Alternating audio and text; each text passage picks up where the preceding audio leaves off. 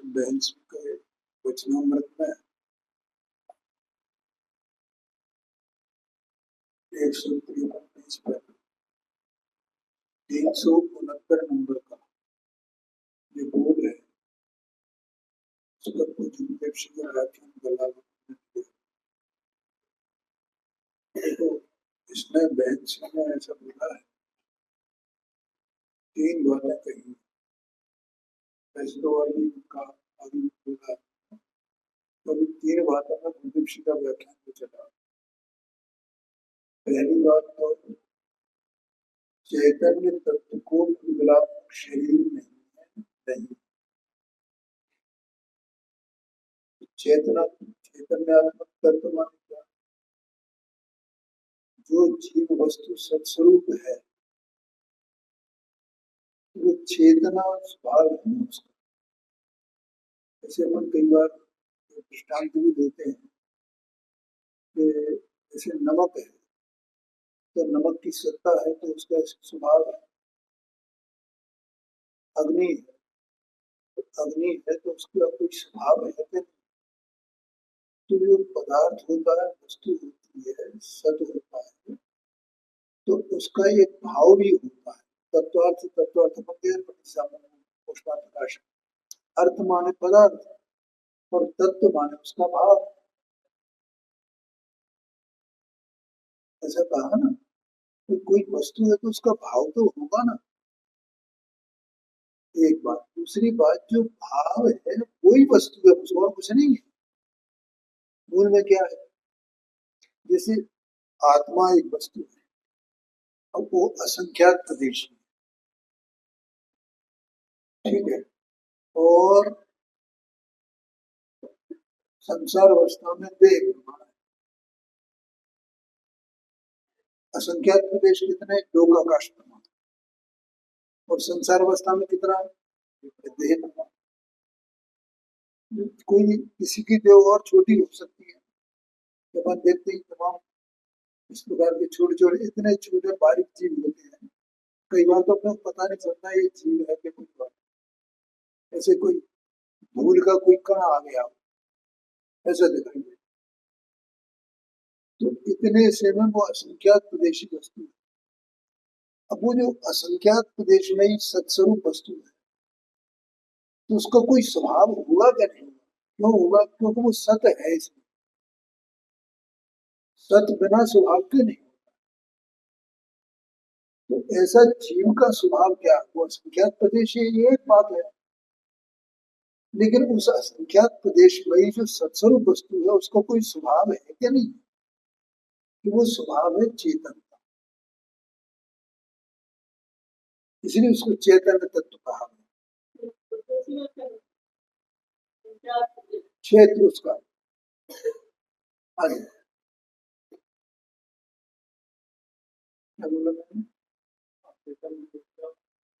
हाँ जी, चेतना उसका स्वभाव है ना। अब वो जितने असंख्यात प्रदेश है, वो पूरे का पूरा चेतना स्वभाव में है। उसका आकार क्या है? असंख्यात प्रदेश। उस आकार वाली वो सत्स्वरूप वस्तु पूरी चेतनात्मक चेतनात्मक चेतनात्मक। अब उसका आकार व्यवहार से, शरीर के कारण से, संकोच विस्तार के कारण से वो बदलता रहे, वो बदल रहा है, तो अभी वो चेतना स्वभाव चेतना स्वभाव चेतना स्वभाव ऐसे ही रहा। ठीक है, एक बात। अब दूसरी बात कि ये जो है शुभ भाव कर रहा है, अशुभ भाव कर रहा है, निरग्नबोध में जा रहा है, देव बन रहा है, दुष्पर्याय में आ रहा है, कहीं विदेश क्षेत्र में जा रहा है, कहीं नरक में जा रहा है, कहीं भूख में जा रहा है, कहीं स्वर्ग में जा रहा है, कहीं वो जो देवगति की जो दूसरी 3 गतियां उनमें जा रहा है। कि इतना बारीक से बारीक ऐसी जीव की दशा हो जाए, या एक बिल्कुल 1000 योजन का वो बन जाए, बस है मगरमच्छ बन जाए। लेकिन वो चेतना स्वभाव तो ज्यादा तो रहने वाला है। तो वो जो चेतना स्वभाव है, इन सब उसके परिवर्तन हुए तो और नहीं हुए तो, वो चेतना स्वभाव तो ज्यों का त्यों रहने वाला है ना। शुभाशुभ भाव बदलते रहे तो भी वो चेतना स्वभाव तो ज्यों का त्यों है ना। निकृष्ट से निकृष्ट परिणाम करे, वो द्रव्यलिंगी जैसे उत्कृष्ट से उत्कृष्ट शुभ भाव करे, तो भी चेतना स्वभाव तो। अब ये सब भाव क्या है? ये तो बदलने वाले बदलने वाले बदलने वाले बदलने वाले बदलने वाले, कभी कुछ कभी कुछ कभी कुछ, लेकिन वो चेतना स्वभाव। इसका मतलब मुझे अपनी पहचान की सूचना करनी चाहिए।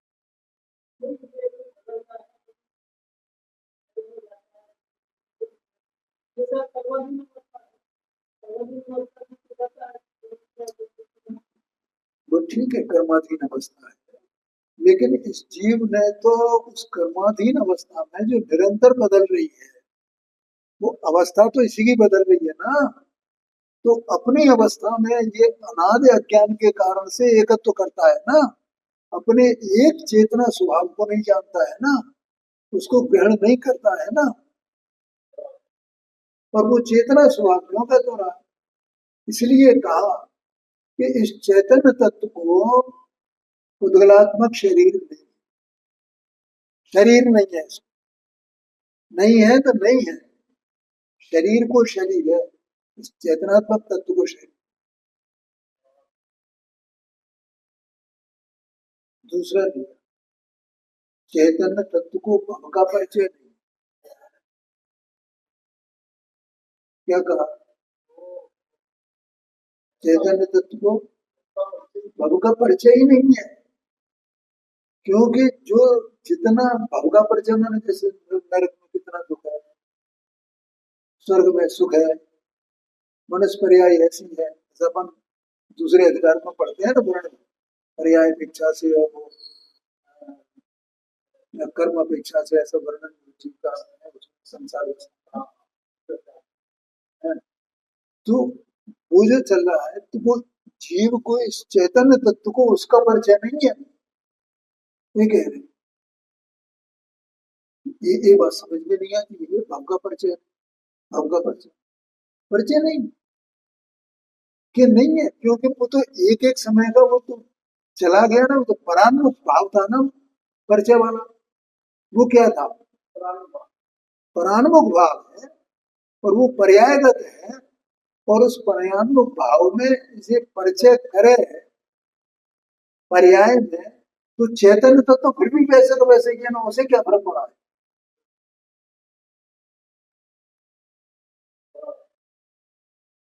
चैतन्य तो जहां का था वैसा का वैसे ही टिकाया नादिर धन, वज्र की तरह, उसमें क्या हुआ है?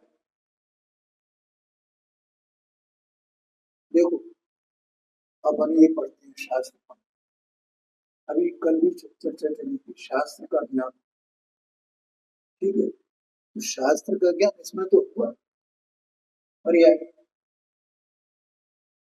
तो शास्त्र का ज्ञान किया, तो इसको इसका परिचय है क्या? चैतन्य तत्व, तो सर्व प्रकाशित चैतन्य तत्व स्वभाव में ही बस एक रूप, एक रूप, निष्क्रिय तत्व, अचल तत्व, ये तो सब पर्याय में हो रहा है ना, और ये परान्मुखता में है ना सब। इस पर्याय ने अपने ऐसे स्वभाव को आज तक जाना नहीं है उपयोग में, कि मैं ऐसी वस्तु हूँ, तो यही वस्तु हूँ मैं, इसके अलावा और कुछ दूसरा कुछ मेरा है ही नहीं। इसलिए कहा कि वो भव जो है, इस स्वभाव में जो त्रिकाली है उसमें आता नहीं है, उसको परिचय कहां से? वो तो एक समय के पर्याय में है ना, इस स्वभाव में आया ही नहीं है, छुआ नहीं है भव ने।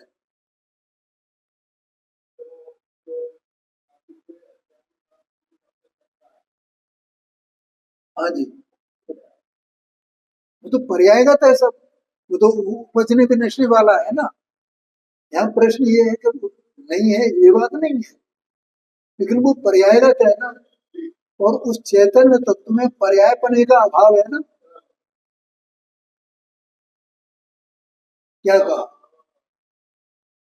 चैतन्य तत्व में जो त्रिकाल है, परम्परा में भाव है, उसमें उस पर्याय तत्व का ही अभाव है। भव के परिचय की तो बात दूर की है, कहाँ आया इसमें भाव? भव का परिचय नहीं, इसमें भाव आया है? ये तो पर्यायों में था, उत्पन्न हो गया विनष्ट हो गया, उत्पन्न हो गया विनष्ट हो गया।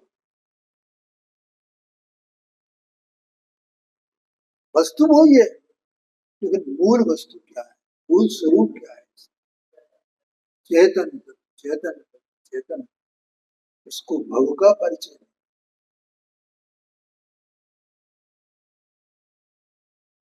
समझ में आया? हाँ जी, चैतन्य तत्व को शुभाशुभ परिणति नहीं है। अरे शुभाशुभ की बात तो क्या है, समय सार जी शास्त्र में 6 नंबर की गाथा में तो कहती है प्रमत्त भी नहीं है, अप्रमत्त भी नहीं है, और इससे ज्यादा और क्या कहें? प्रमत्त माने पहले गुण स्थान से 6वें गुण स्थान तक प्रमत्त, और 7वें गुण स्थान से ऊपर की दशा को। ठीक है, ये सब दशाएं हैं, तो ये तो दशाएं दशाओं में है ना, उस चैतन्य तो जो कहते हैं, तो इसको शुभाशुभ परिणति नहीं है ऐसा बोला, तो इसमें क्या आश्चर्य है? ये सच्ची बात है। देखो, जानने देखने वाला तो ये उपयोग ही है, और उपयोग इसी में रहता है, रोजाना अपन चर्चा करते हैं। ये कहीं बाहर जाता आता है ही नहीं, तो वहां का वही पर नमन कर रहा है। लेकिन उस उपयोग ने अपने स्वभाव से परिचय नहीं किया है, मैं कौन बचा? अनंत काल निकल गया, इस उपयोग ने इन सब का परिचय किया, उद्गलात्मक शैली का परिचय किया, भव का परिचय किया है, और शिवाशिव भाव का परिचय किया, सबका परिचय किया, लेकिन अपना परिचय नहीं किया। एक बार अपना परिचय करे तो पता चले कि ये सब मुझ में है ही। ऐसी बात है, एक बार पढ़कर देख तो सही तू,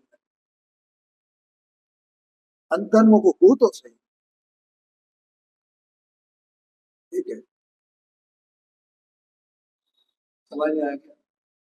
इतनी बात मुझे बतानी थी आप लोगों को, मैं इसी कबूल है। हाँ, कोई और शंका प्रश्न तो नहीं आ रहा है? हाँ,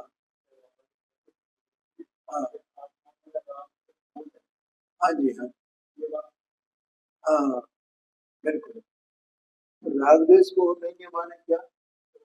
वो उसको उसका परिचय ही नहीं है, राग द्वेष को क्या होता है? वो तो चैतन्य तो जो का जो रहा ना, विचलित हो ही नहीं ना, अचल है ना, ध्रुव है ना, वज्र की तरह है वो डटा हुआ। हाँ जी, हाँ जी, वो है ये। और ये ही मैं हूँ, यही मैं हूँ,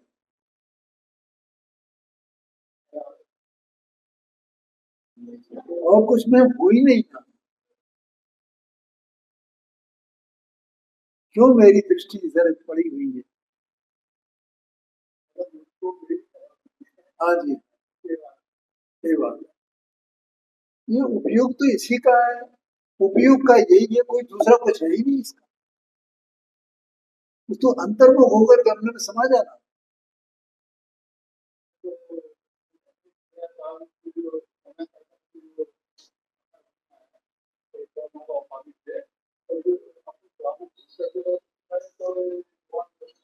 नहीं नहीं, कर्मोपाधि से देहाकार नहीं बन रही।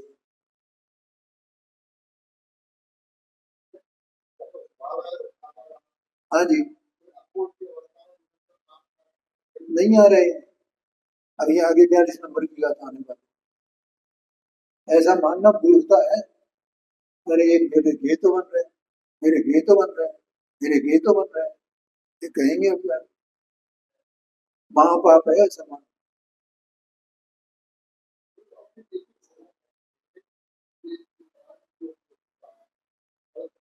ये एक पर्याय पे दृष्टि है भैया। हाँ जी, जो पर्याय पे दृष्टि है, ऐसे ऐसा लगता है वे नहीं बन रहे हैं, ये तो उनमें ही पड़े हुए हैं।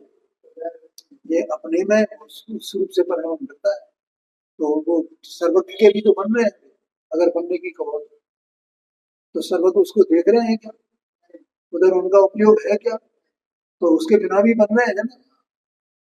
तो तेरे भी ज्ञान का स्वभाव ऐसे ही है ना, ऐसा आचार्य कहते हैं।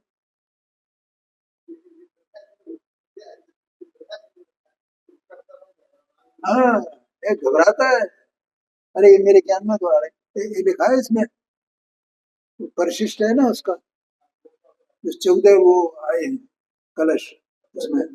हाँ, ये एकांत को नहीं जानता, उसमें आया है कलश ऐसा।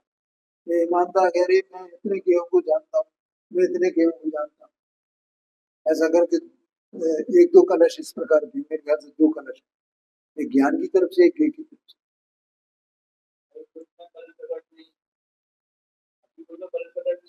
हाँ,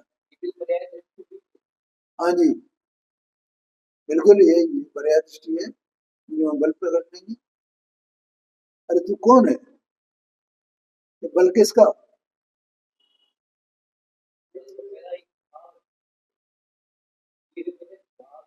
हाँ जी,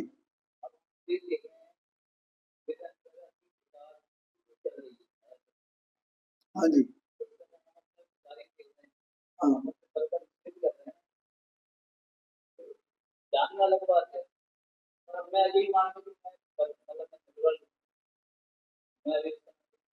हाँ, तो वो पर्याय दृष्टि है, उसमें क्या है, वो तो सब पर्याय दृष्टि है। जब तक दृष्टि स्वभाव पर नहीं आवे तब तक पर्याय दृष्टि है। हाँ, तो और क्या, वो तो है ही, स्वभाव को पहले जानो, जान करके उसमें मैंने इतनी रुचि हो तो फिर वो वहां बस उसमें अपनापन कर ले, अपनापन हो जाए। जैसे पर्याय में है बुद्धि है, वैसे आत्मा में है बुद्धि है। वो त्रिकाली परंपरा में था वो अभी जो, जिसमें भव का परिचय नहीं है, जिसको शुभाशुभ भाव नहीं है, जिसको पुद्गलात्मक शरीर नहीं, ऐसी जो वस्तु है, मैंने एक पूरा बता दी, चैतन्य स्वभाव, चैतन्य स्वभाव, ऐसी वस्तु ये पड़ी हुई है, इसमें है ही कुछ नहीं है। इसलिए तो ज्ञानियों ने, आचार्यों ने ऐसा अफसोस किया है ना, भैया ये ऐसा मान रहे तो हम क्या करें, फिर भी मोह नाच रहा है, मुझे ये करना है, मुझे ये करना है, फिर भी मोह नाच रहा है। हाँ जी,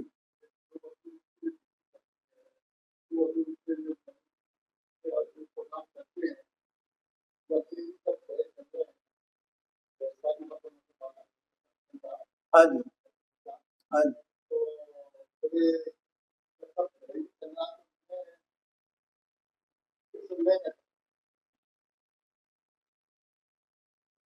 है जी, हाँ जी, हाँ जी, निर्णय करो। ये तो हम सुन के कह रहे हैं सही चल रहा है, सही चल रहा है, निर्णय किया है क्या, आत्मा में अहम आई है क्या? फिर इसका मतलब मेरे पाप हो गए तो वो भी सहज हो गए, शुभ भाव हो गए तो भी सहज हो गए, पर वो सहज हो रहा है तो तू कौन है, कौन है, नहीं आई तो फिर वो सहजता काय की रही, करता होकर के भी ये पानी की सुन करके ये कहता है सब सहज चल रहा है, ये सब सहज चल रहा है, मैं दुआ करता हूँ, मैं दुआ करता हूँ, मैं दुआ करता हूँ, क्या कहा, समझ गया ना। ज्ञानी दोनों बातें बराबर एकांत से सियाद भाव से जानता है, सहज किस प्रकार है, और तो भी निंदा कर रहा करता है। बोलो फिर, अगर निंदा कर रहा है तो वो सहज माना, तो सहज है तो निंदा कर रहा क्यों करता है।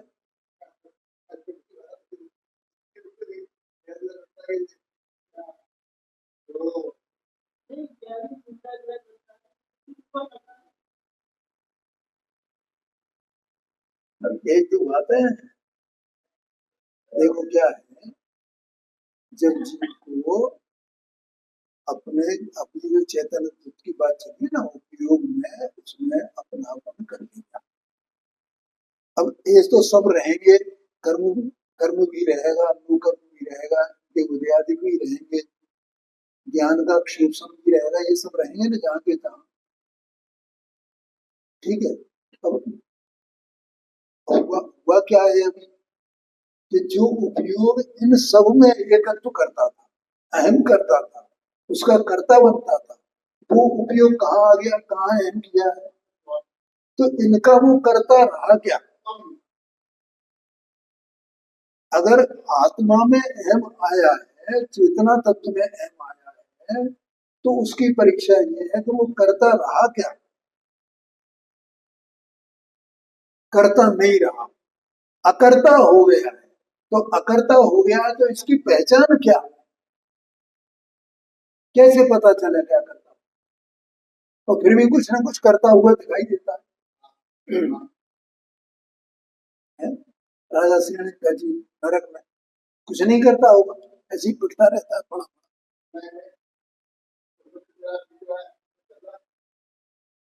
है।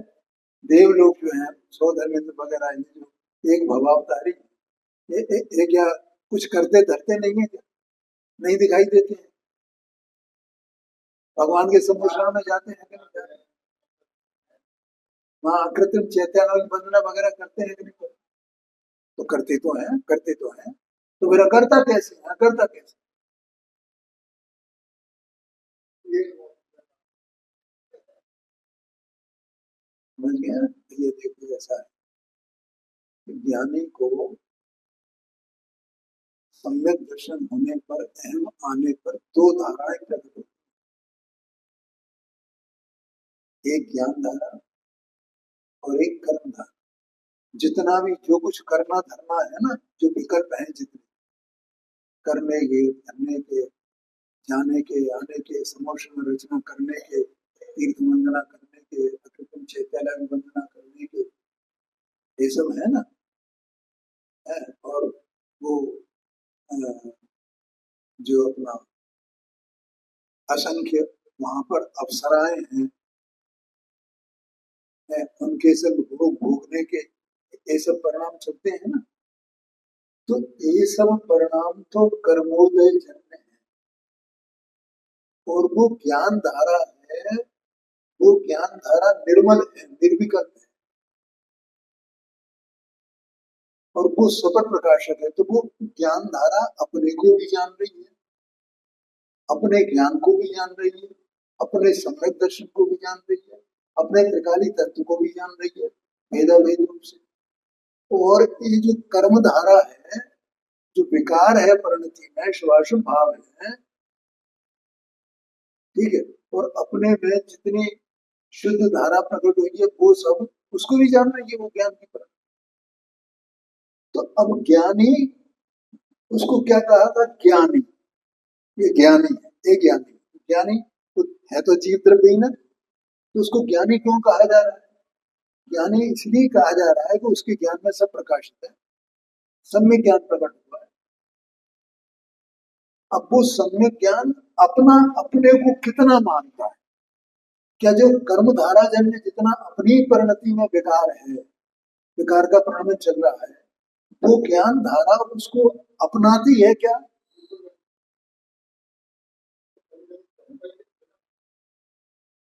समझिए ना, अपनी ही परिणति में विकार है, उसको वो ज्ञान धारा अपनाती है क्या, नहीं अपनाती। तो किसको अपनाती है,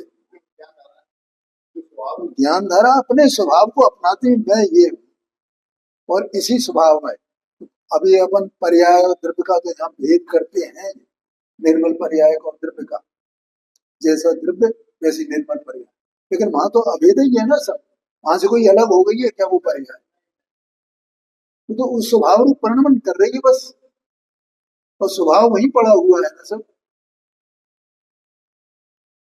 तो ये तो सब भेद से अपन कथन कर रहे हैं, तो वो उस धारा को, वो जो कर्म धारा है, उसमें अपनापन नहीं कर, करने के जो विकल्प हैं वे भी उस कर्म धारा में, तो ज्ञान क्या है? वो करने के विकल्पों को भी जानता है। ये तो सब बेकार है, ये मेरा है ही नहीं। करने का विकल्प मेरा नहीं, वंदना करने का विकल्प में नहीं, मेरा है ही नहीं। तो उसको कर्ता बुद्धि है क्या? ये बात है। तब उसे ये सब सहज है कि नहीं है? वो तो ज्ञान हो गया है ना, अज्ञान से ज्ञान हो गया है ना, स्वभाव का आश्रय है ना, स्वभाव रूप ही है ना। तो अब उसे वो सब ये जो चल रहा है वो सब ज्ञान की अपेक्षा से, मैं तो इसको करने वाला हूं।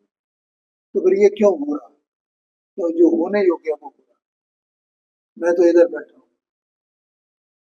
ऐसा आशय है, ये पहचान है कि वो अकर्ता हूँ।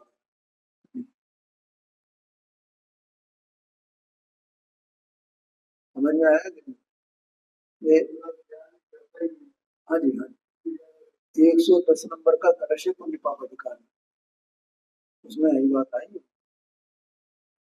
ऐसा समझ, ठीक है, ऐसा समझ रहा, और उसे कोई आकुलता नहीं है, कुछ भी नहीं है, कुछ भी हो, ज्ञान तो ज्ञान है। ज्ञान में आकुलता कैसे? जो आकुलता है वो ज्ञान में है ही नहीं, फिर वो ज्ञान ही क्या है जिसमें आकुलता हो? आकुलता तो कर्मोदय जैसे भाव है, और ज्ञान तो स्वभाव है। आकुलता क्या है और ज्ञान क्या है? माने वो स्वभाव जन्य स्वभाव है ना। पर्याय में जो ज्ञान हुआ है, जो ज्ञान धारा है, वो तो परिणति रूप है ना, पर्याय रूप है ना। तो पर्याय रूप जो ज्ञान धारा प्रकट हुई है, वो तो स्वभाव रूप ही है ना। वो स्वभाव ही तो है, वही तो वस्तु है, वस्तु का भाव है ना। ये बात है। तो फिर वो कर्ता कैसे हो गए उसका? उसके लिए बस है जी। नहीं, अब वो बुद्धि बुद्धि पूर्वक यथायुग जैसा भी कहा जाता है वो अलग बात है, लेकिन यहाँ तो मैं ये बता रहा हूँ कि कर्ता बुद्धि रही, वो जो जो करना है ना, बुद्धि पूर्वक जो भी बताया, वो तो सब परिणमन के काम है ना, पर्याय में ही जाता है ना वो तो ज्ञान तो ज्ञाता है।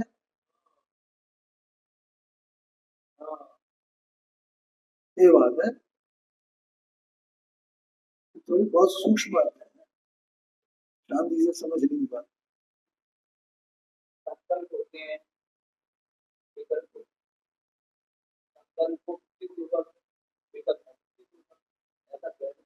ऐसा भैया, ये अपन सब अज्ञानी है ना,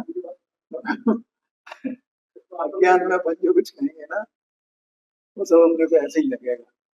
तो अपने को कोई तत्व का निर्णय करना सारा स्पष्ट हो जाए, यही बात है। ठीक है, अब अपन मूल विषय पर आते हैं।